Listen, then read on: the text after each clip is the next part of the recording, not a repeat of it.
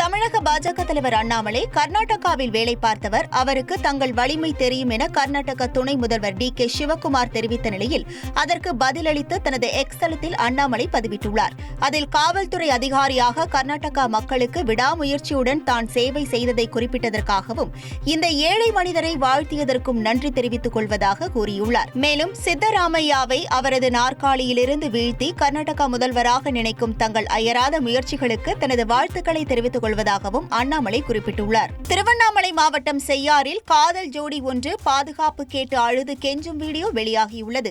செய்யாறு காவல் நிலையத்தில் தஞ்சம் புகுந்த வினிதா தீனதயாளன் ஜோடி தங்களுக்கு பாதுகாப்பு வழங்க வேண்டும் என மனு அளித்தனர். அதை பெற்றுக்கொண்ட போலீசார் இருவரிடமும் விசாரணை நடத்தினர். காதல் ஜோடியின் எதிர்ப்பையும் மீறி இருவரையும் போலீஸ் வாகனத்தில் ஏற்றி காஞ்சிபுரம் அழைத்து சென்றனர். சென்னை வண்டலூர் காஞ்சிபுரம் நெடுஞ்சாலை அருகே மழைநீர் கால்வாயை தனிநபர் மூடுவதாக கூறி அடுக்குமாடி குடியிருப்பைச் சேர்ந்த பெண்கள் சாலையின் குறுக்கே நின்று போராட்டத்தில் ஈடுபட்டனர்.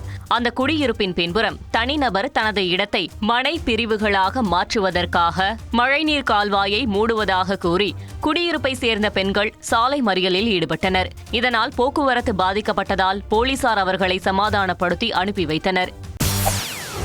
செய்திகளை உடனுக்குடன் தெரிந்து கொள்ள உடனே சப்ஸ்கிரைப் பண்ணுங்க.